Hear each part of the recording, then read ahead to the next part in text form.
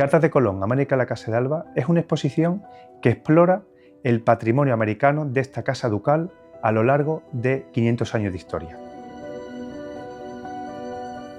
Durante los 3 siglos de presencia española en América, varios de los antepasados de los actuales duques de Alba y también titulares de dignidades nobiliarias que en la actualidad se encuentran vinculadas a la Casa de Alba desempeñaron importantes papeles en el gobierno y en la administración.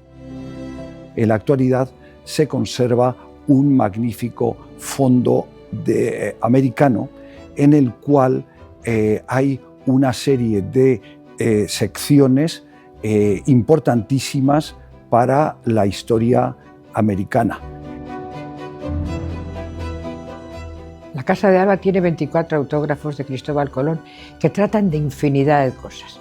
Hay desde cartas a su hijo, cartas de los reyes, documentos económicos, recibos, hay memoriales que escribe a los reyes quejándose de su situación económica en un momento determinado. Y después hay apostillas a documentos que le interesaban. A partir de un matrimonio celebrado en 1716 entre el segundo duque de Berwick, Jacob Fitz-James Stuart, y Catalina Ventura Colón de Portugal, duquesa de Veragua, heredera directa de Cristóbal Colón. Será su primogénito, Jacob Fitz-James Stuart y Colón, el encargado de la construcción del Palacio de Liria y el momento en que los apellidos Colón y Fitz-James Stuart van a unir sus destinos.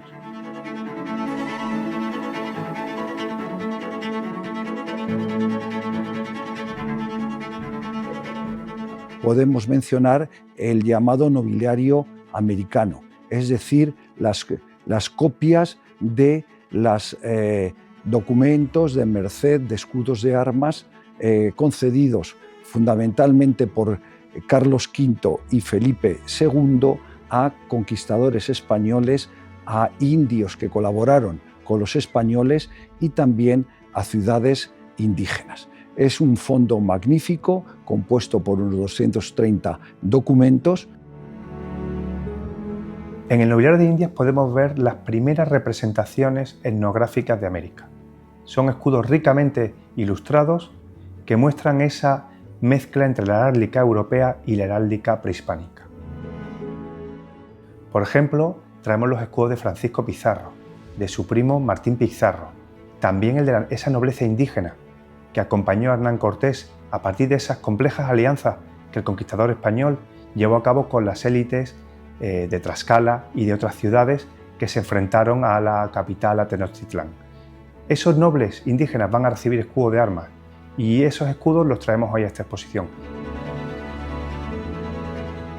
También el de la Ciudad de los Reyes y otras ciudades americanas, tanto de nueva fundación como también ciudades prehispánicas que se van a incorporar al vasallaje de la Corona de Castilla. Cartas de Colón, América en la Casa de Alba es una exposición en la que colaboran más de 15 museos e instituciones españolas. El día de montaje recibimos a los correos, que son los delegados de las instituciones que vienen acompañando a la obra en préstamo, y junto con ellos y con nuestro equipo de restauración pues se abren las cajas en las que vienen estas obras y tanto los correos como los restauradores examinan el estado de conservación de la obra, redactan los informes de conservación, y es en ese momento cuando todo se comprueba que todo está correcto en el que las obras proceden a ser instaladas en nuestra sala de exposiciones.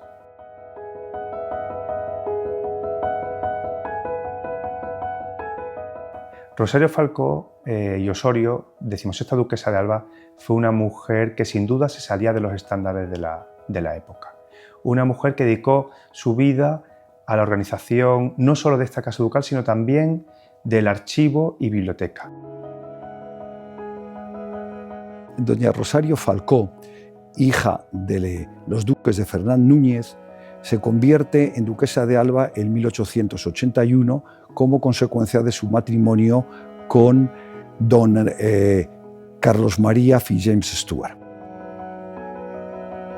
se plantearon la necesidad de reorganizar los fondos archivísticos desde 1891 hasta 1904, en que muere, de varias de estas obras dedicadas a colecciones documentales de la Casa de Alba, con una especial atención a los papeles americanos que fueron apareciendo como resultado de esta reorganización. Podemos mencionar, en primer lugar, los autógrafos de Colón, obra fundamental que, como ella expresaba en el prólogo, era su aportación a la celebración del cuarto centenario del descubrimiento de América. Esta obra tuvo una enorme repercusión, fundamentalmente porque daba a conocer estos documentos que se habían considerado perdidos.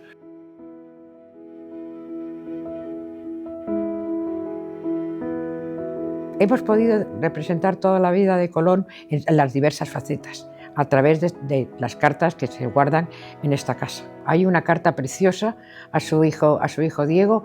No tenemos las cartas que escribió Hernando, que también debió de escribirle mucho, porque Colón escribía muchísimo. Colón tuvo mucha relación con un cartujo, un novarés, un cartujo italiano, que estaba en la cartuja de Sevilla, y en esa cartuja es donde Colón tenía una especie de banco. Ahí él depositó sus documentos, para que Corrientes se los guardara. Su documento y su dinero también estaba allí. Pero además de eso era un amigo personal. Era un amigo personal con el que se escribe, al que le cuenta sus problemas. Colón, como todo noble de su época, seguro que se hizo un retrato.